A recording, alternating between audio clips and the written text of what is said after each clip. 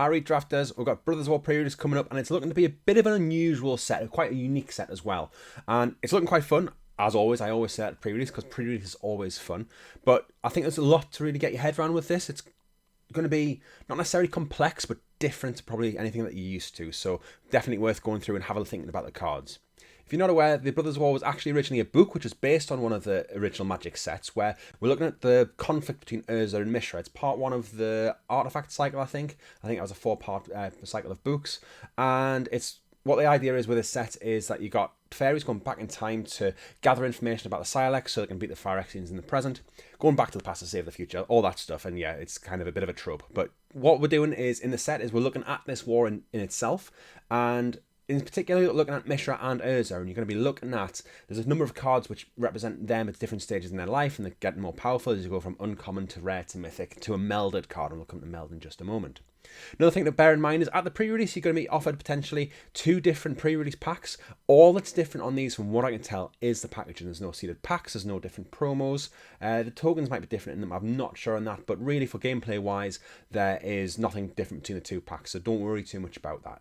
Going on to the mechanics that we've got in this set, one of the return mechanics we've got is Meld. It's a complex one which I've already done a video on, which you probably have a card above, I'll put a link below as well. And essentially what we got is you get 2 cards which can meld together to become a one big powerful card when a certain condition is met. So this is going to come up very, very rarely in Limited because they're all based around a mythic and a rare, so it's just not going to happen. But it is something which, might happen when he pre-releases. If you get both these cards in your pool, you probably advise to play them, but otherwise it's just going to be something which exists and you might get one of the parts, and the individual cards can be quite good, but it's not going to turn up a lot in Limited. Another return mechanic we got is Unearth. So Unearth is it's only been on creatures before, now it's on artifacts or creatures, and in this set it's all on artifacts. So artifact creatures are just non-creature artifacts, and it says you pay the cost, so on it's different costs of different cards, sometimes it's coloured, sometimes it's not. And it comes back to the battlefield, it gets haste, so you can attack with it or activate an ability or something like that. And then at the end step it's sacrificed, and then if it goes anywhere then it's going to get exiled instead, so you can't just keep unearthing something again and again and again. It's probably quite an aggressive mechanic, but there are ways to get around the aggressiveness of it. Sometimes the thing draws a card, sometimes it'll do something else, sometimes it puts counters on something, but it's quite a good, interesting effect, and one of many effects which is going to use the graveyard, which we'll come on to in a minute. Artifacts obviously are a general big player in this format. I think there's over 100 artifacts in the set. A lot of them are, I think there's only one which actually got a coloured cost to it. Some of them do have coloured costs in the mana cost, in the rules text rather than the mana cost. So you do have some colour identity in there, but a lot of them are just absolutely colourless, and this is going to be one of the things which is going to really skew the format. These colourless cards are usually playable, at least to some extent, in any deck. Sometimes you might play it with an off-colour activated ability or something like that, and there's a few different ways around it, but there are a lot of ways that you can just put these in any deck, and I think that's really, really going to skew the format, especially when we get a draft where you can just draft these cards and put them in any deck, so the most powerful cards are going to go early in the pack. One of the ways that I've tried to put colours onto these colourless cards is this new mechanic called Prototypes. So a card has an original cost, which is usually a large colourless cost, and it's got a large power and toughness. And it's also got this Prototype cost, which is a coloured cost. It's usually going to be less, I think it's always going to be less, and you've got a different power and toughness. And you can cast it for either cost, so it's a bit like Kicker, but it's kind of the other way around at the same time. So you have this smaller cost, which is essentially the Kicker cost, the alternative cost, where it's going to have all these abilities. It's going to change its mana value, mana cost. It's going to change its power and toughness if you cast it for this version. And then if you have a lot of mana, or you can maybe have this on the off color, because there's going to be a lot of ways to get a lot of mana, especially colorless mana in this set. You can cast the big version, and that's going to be a very, very powerful card. One thing which I want to bring up at this point is the black-white theme is on mana value 3 or less, and although it doesn't specifically say it on the card, it changes the mana cost, therefore changes the mana value. So if you have something like this Phyrexian Flesh Gorger, and you cast it for its Prototype cost, it is a 3 mana value or 3 CMC card. So I think the only card which is going to really matter for is Hero of the Dunes. I had a little look through the cards at Caird, where most of them care about if you've got a mana value 3 or less in the graveyard, or if you're doing something like that. Hero of the Dunes cares about 3 mana value on the battlefield, so that will come up on occasion, and it might just lead to a bit of confusion, because it doesn't specifically say about mana value on the card, but technically it is because mana cost and mana value are linked. In order to cast some of the big artifacts we've got in the set, and there are a lot of them, we'll have Power Stones. So we first saw Power Stones like this in Dominaria United. Khan made them, and they tap to add mana, and it can't be used to cast a non-artifact spell, which, as other content creators have said, might make you think it can only be used on artifacts, and that is a good way to use them. You've got some very big artifacts, but it can be used on things like activated abilities. It can be used to pay for costs. So if somebody tries to mana leak here, you need to pay that cost as well. You can use the Power Stone on that. So it's just kind of the actual non-artifact spell part that you can't cast, but you can use it on the abilities for them. And there are a few activated abilities like this one you can see. Pay 7 to draw 2 cards. That will become relevant. I don't think this is an unreasonable card. It's not particularly broken either, but I don't think it's unreasonable because there is going to be a lot of these Power Stones lying around, and there is going to be a lot of mana around. Another thing which is very prevalent in the set is graveyard interactions. So I've got a few cards you can see here which are filling the graveyard. They're using things in the graveyard. It matters about having cards in the graveyard. And this is going to be something which is going through a number of different colours, particularly white, green and black, but it kind of goes through other things as well. Because of this as well, which is something we don't usually see in graveyard-centric sets, there's a lot of cards which are graveyard hate. So I've put a couple on here, but there's a lot of ways just to exile the whole graveyard. There's a lot of exile removal. There's a lot of cards which just incidentally exile a specific card from a graveyard. So these are going to be really, really important to put in your deck. And just bear in mind that it probably goes up a half a point on the quality of the card if it's doing some kind of exile and something from an opponent's graveyard. The last kind of big overall thing for the limited set is that we're going to have the return of Mystical Archives like we had in Strixhaven, but this time it's these retro frame artifacts, and there's 63 in the set, some at uncommon, some at rare, some at mythic, and they are just artifacts from Magic's past. It doesn't change the legality in any constructed formats, but they are able to be included in your limited deck. So if you open one in sealed or pre-release, you can put them in your deck. If you draft them, then you can put them in a deck and draft as well. There's going to be one in every single draft booster, and there's going to be some in set and collector boosters as well. And you do actually have a chance of getting a second one in the foil slot, apparently. And also there's a different version of them as well. So there's 1 in 6 chance that your artifact's going to be a schematic version where it's like kind of the sketchbook version. And these are really cool. These are a really nice, cool addition. I am thinking about putting a little video together, kind of ranking these, seeing which ones are good, which ones are bad and limited, because especially in an artifact set, some of these are artifacts which rely on artifacts, and they're going to be a really, really unique experience, I think. The difference between these and Mystical Archives is Mystical Archives were all coloured spells, and these are all non-coloured spells. Again, some of them, like Daughter Nothingness, have an activated ability, which is definitely coloured, but most of them are just absolutely colourless, so not all are powerful. Some are very powerful, some are very not, some are unplayable almost, and it's going to take a little bit of getting your head around to see which ones are good and which ones aren't. At this point, I want to put a couple of codes on screen to say thank you to everybody who has contributed to the channel, who has liked, who's subscribed, who's put a comment down below. It really, really appreciate it. I am really close to getting that 1k subscribers. This video will hopefully do it. I have had previous videos which have gotten enough in the past. I think the best one was Neon Dynasty, that got us over 200 subscribers, so fingers crossed this one will get me there. You can see from the screen the last thing I need to do to get the partner status on YouTube is to get this, but you know, I am just kind of putting these on screen to say thank you for everybody who's helped along the way. It is really, really appreciated. Anyway, let's get into the archetype guides. Now, Wizards have given us 10 two-colour archetypes like they usually do, and they've given them names and given them vague themes, but I don't think they're quite there. I'm going to go through these relatively quickly, and then I'm going to go over what I think the actual archetypes are going to kind of work out as, because I think there's something a little bit special going on. First up is blue-white, and it is soldiers. So the uncommon is a Soldier Lord, 4 mana, give you all your other soldiers +1/+1, and then blue and white has a load of soldiers in there. There's a lot of flash going on as well, I've noticed as well. Soldier cards, which I care about, those soldier cards, and cards of flash, so it is going to be a bit tricksy. It's going to be like your blue-white tempo creatures, a bit of flyers going on there, fairly standard blue-white kind of archetype. Blue-green, as it often is a bit of a ramp colour pair, so it really is important in this one because you've got a lot of big artifacts which doesn't really matter what the colour is, especially if it's got this prototype text. If it's a really good one, you can just play it for the big cost. But you know, you do have ways to ramp into these things. You've got a card which I think is going to be either awful or amazing in Philagi Excavation, where you just create 3 Power Stones and then you get some life, and either that's going to be a really good payoff to get a load of big stuff out, or it's going to be awful. Who knows? Probably on the more bad side, but I wouldn't be surprised if this is really good as well. Black-green is an archetype which really cares about the graveyard, so it either cares about putting things in your graveyard, but using things from the graveyard, or having things in the graveyard. And, there's a lot of ways that it can use this. There's reanimation spells that we've already seen.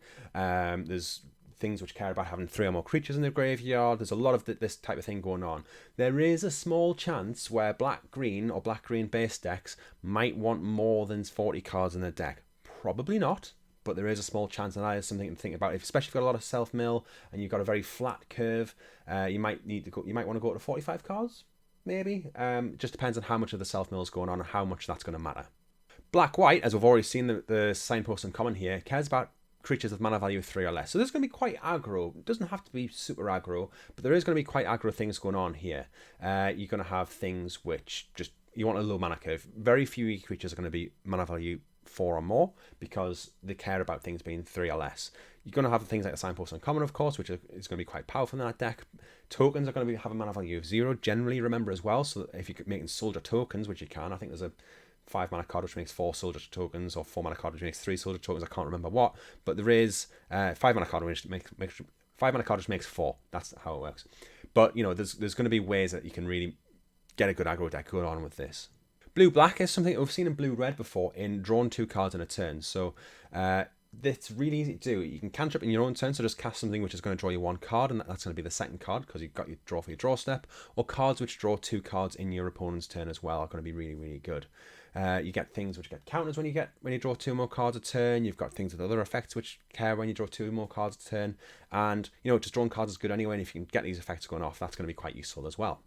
Black-red is a very typical Rakdos archetype in sacrifice. So you're sacrificing things. You can sacrifice a lot of artifacts here. And if you've got power stones are good to ramp, but they're also good to sacrifice, because if you're just creating them essentially for free sometimes, then you do get to really go off with this. So, it's always really difficult to look at this archetype and see how good it's going to be. It rarely works. Sometimes it does. There's 1 active treason effect in the set which costs 4, which isn't usually great. I haven't noticed any free sack outlets, so it's probably not going to quite get there. But when I come to some stuff at the end, that's going to really maybe explain how these archetypes are going to work. Blue-red apparently cares about spells and artifacts. But when I've looked, there's not a huge amount which cares about casting instant sorceries. It's all about the artifacts. We've got Monastery Swiftspear and some other prowess stuff which are going to be around, which care, non-creature spell counts, artifacts, instant sorceries, enchantments, planeswalkers as well. And I don't know, we're going to have to wait and see on this one. I don't think it's going to be a traditional spells deck. You're going to be casting artifacts. You're going to be casting artifacts in every single archetype in this set. Red-white. I think this is going to be the one which sticks closest to its guns. It's red-white, go wide aggro. You can create a load of tokens. You can pump them all. You can do damage, pump spells, deal damage to face sometimes as well. There's going to be a lot of ways to just deal damage with this deck. You're going to go wide. It might get under some of these decks which are trying to do the big artifact things. I think it will be a good player. I hope it is a good player, because you need some kind of fun place to get around these really big 9 cost or more artifacts which are going to be coming down on turn 5, turn 6. If you can beat them on turn 4 or swing through on turn 5 after they cast their big thing, you're going to be really laughing with this deck. Red-green is apparently a stompy deck. Again, I'm not sure how much this is going to be the case, because, yes, okay, you're going to get stompy, but how is it going to be stompy? There's not a lot of, large for their cost spells in the format. You don't have any, 5 mana 6 mana 5/5s. 5 mana 6s is what I was looking for. You're not going to have anything which is just generally big and a really big version thing for its cost. There's a lot of expensive artifacts which have high power and toughness, usually not quite on the vanilla test, but the power stones are going to change that. But if it helps you ramp to get there, it's going to help you get your big artifacts out. And the last one, which is the one I think fits in the worst, actually, even though I've kind of complained about some of these archetypes so far, is green-white and artifacts and counters. And yes, okay, there's ways to put counters on your things, but I haven't noticed any counter payoffs. Yes, okay, there's going to be artifacts, because there's artifacts everywhere that you look, but there's artifacts everywhere. So what is it about green and white which cares about artifacts and counters, apart from green-white cards tend to put some counters on things? Yes, okay, it means that you can grow certain key creatures a bit more easily than you can other colour pairs, but what I'm looking at when I'm looking at this is I see there's actually 3 archetypes, and a bit like what we had with artifacts and enchantments in Neon Dynasty, where it was a bit of a spectrum. I think there's 3 archetypes. I nearly went for 4. I've went for ramp, graveyard, and aggro. I thought nearly put artifacts as a 4th one, but artifacts go across all of these. So for ramp, I think your key colour is going to be green with blue and white kind of joint behind it. And then red and black have a little bit of ramp as well. Power stones are going to be part of this. That's where blue and white come through with their ramp. Green has some power stones. It has a little bit of creature ramp as well in ways that we've seen before. Red and black will also make power stones, so it's not like they don't ramp at all. But I think that this is kind of the power rankings for ramp here. Graveyard matters. We've got black and green, which we know it's their colour pair, but white is also quite there. We've seen a reanimation spell in white, or I might be showing that in a different slide, but there is definitely some graveyard shenanigans going on in white. Blue and red have ways to get there as well. Blue and red both have ways to discard cards. Both can get some things. Unearthed is in red as well, so maybe that should be joint with white. I don't know, but all of the colours do have some graveyard interaction. I think black and green maybe are the strongest ones here. Finally, aggro. You've got you've got red and white, which are the Boros colours, and that is going to be your defining aggro deck. But you can definitely have green and black in your aggro deck as well. You can have a green-white aggro, green-red aggro, black-white, black-red aggro. All of these are kind of looking at aggro strategies in some way, and then blue as well.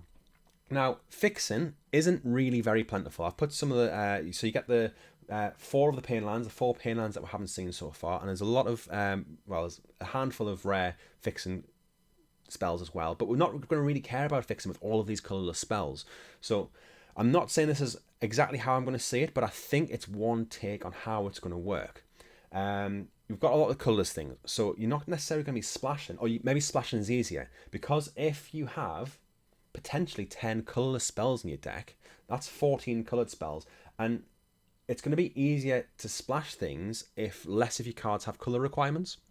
So for all don't have the fixing for it, you might be able to still be building 3 colour decks on average, or it might be a base 2 colour deck with some colourless cards with off colour activation on them. So you don't necessarily, a bit like when you had with Kicker, there was some cards that you could have if you could cast it normally, you were happy, and then if you could splash for the Kicker cost, it's going to be a little bit like that.